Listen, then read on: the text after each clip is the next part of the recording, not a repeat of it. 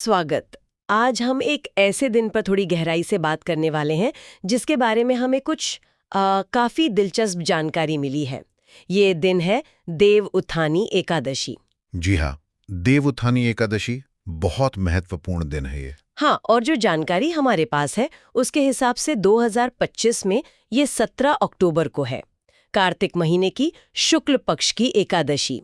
इसे प्रबोधिनी एकादशी भी कहते हैं और शायद हरि उत्थानी एकादशी भी। बिल्कुल, प्रबोधिनी और हरि उत्थानी दोनों ही नाम इसी के हैं। अच्छा, तो पहली नजर में तो लगता है कि इसका मेन पॉइंट है चातुर्मास का खत्म होना और भगवान विष्णु का अपनी योग निद्रा से जागना। हाँ, वो तो है ही। लेकिन आज जो हम बात करेंगे उसमें देखेंगे कि बात शायद इससे कहीं ज्यादा गहरी है। हमारा मकसद यही है कि इसके आध्यात्मिक, सांस्कृतिक पहलू, जो रस्में हैं, उनके पीछे का मतलब, इन सबको परत दर परत समझें और देखें कि ये हमारे लिए आज क्या मायने रखता है। बिल्कुल, इसे ठीक से समझने की कोशिश करते हैं। तो चलिए शुरू करते हैं। सबसे पहले ये जो मूल विचार है भगवान विष्णु का जागना, ये सिर्फ एक पौराणिक कहानी तो नहीं है ना? नहीं, बिल्कुल नहीं। ये असल में आप कह सकते हैं कि ज्ञान और चेतना के एक नए लेवल पर पहुंचने का सिंबल है, प्रतीक है। अच्छा। हाँ, चातुर्मास, वो जो 4 महीने होते हैं, जब माना जाता है कि भगवान विष्णु क्षीर सागर में योग निद्रा में हैं, वो एक तरह से ठहराव का समय है, कॉस्मिक लेवल पर। तो उनका जागना सिर्फ उनका जागना नहीं है, ये यूनिवर्स में एक नई पॉजिटिव एनर्जी का आना है, एक तरह से आध्यात्मिक नई शुरुआत का संकेत है। योग निद्रा, ये शब्द सुनने में आता है। क्या ये हमारी नॉर्मल नींद जैसी होती है या इसका कोई और मतलब है, कुछ गहरा? हाँ, ये बहुत अच्छा सवाल पूछा आपने। देखिए, जानकारी के अनुसार योग निद्रा जो है वो सामान्य नींद से काफी अलग है। अच्छा। इसे योगिक स्लीप कहते हैं या प्रज्ञा की नींद। मतलब शरीर तो रेस्ट में होता है पूरी तरह से, पर जो चेतना है, कॉन्शियसनेस, वो जागृत रहती है और बहुत ज्यादा ग्रहणशील, मतलब रिसेप्टिव होती है। ओह। तो जब हम कहते हैं कि भगवान विष्णु योग निद्रा में हैं, तो इसका मतलब ये नहीं कि वो बस सो रहे हैं या निष्क्रिय हैं, बल्कि वो यूनिवर्स के बैलेंस और भविष्य के लिए आप कह सकते हैं गहरे ध्यान में हैं, चिंतन में लीन है। तो उनका जागना एक तरह से उस गहरे ध्यान के बाद एक्शन में आने जैसा है? बिल्कुल, एक्टिविटी और सृजन, मतलब क्रिएशन के एक नए फेज की शुरुआत है। ये तो वाकई दिलचस्प है।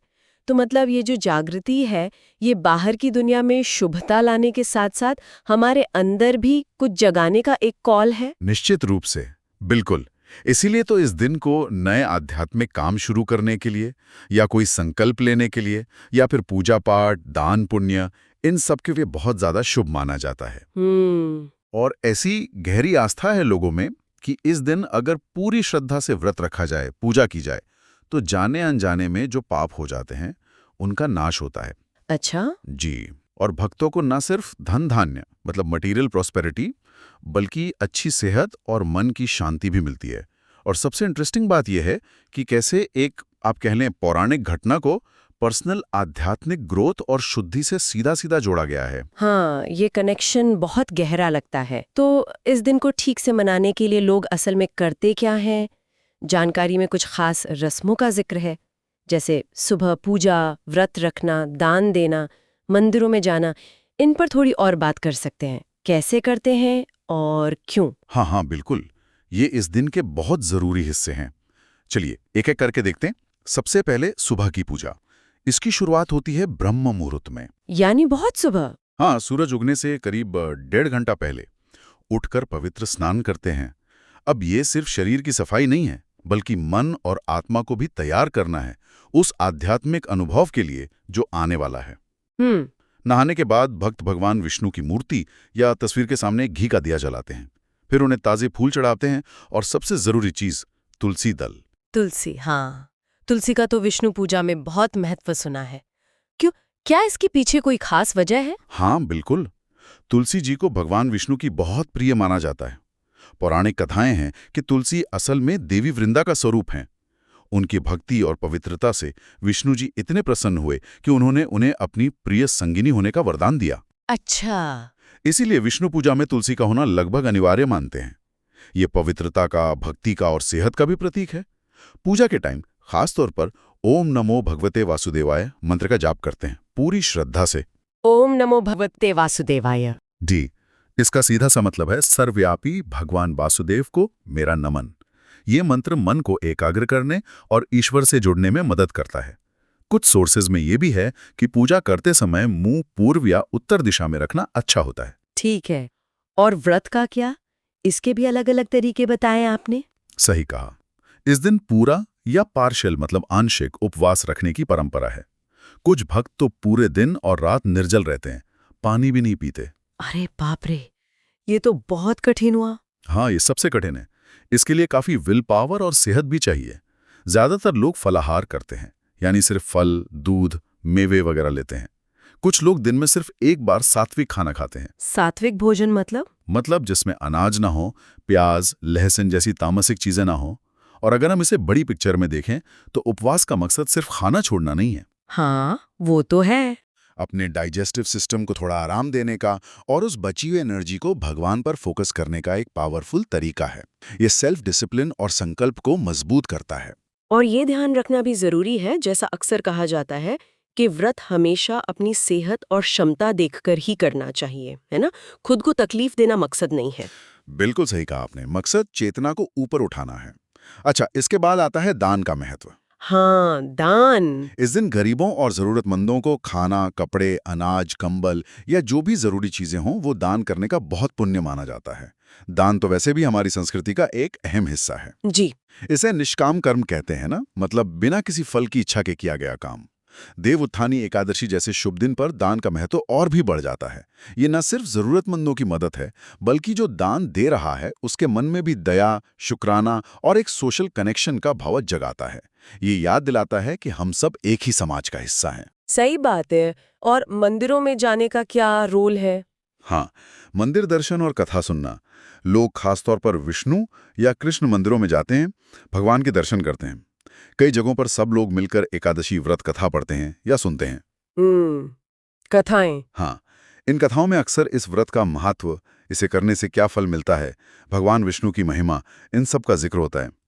ये कथाएं न सिर्फ दिन के धार्मिक महत्व को समझाती हैं, बल्कि सुनने वालों के मन में श्रद्धा और भक्ति को और गहरा करती हैं। और साथ ही मंदिर जाना, कथा सुनना, ये सब कम्युनिटी को एक साथ मिलाता है, एक शेयर्ड स्पिरिचुअल एक्सपीरियंस देता है। तो ये सारी रस्में मिलकर एक पूरा पैकेज बनाती हैं।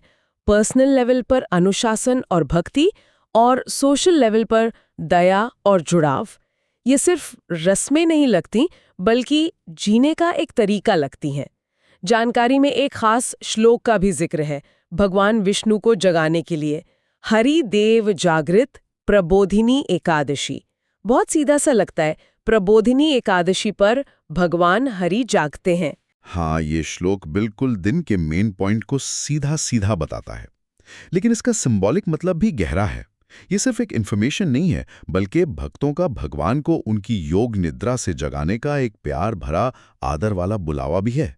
जैसे भक्त कह रहे हों, हे प्रभु, अब जागिए और दुनिया पर अपनी कृपा बरसाइए।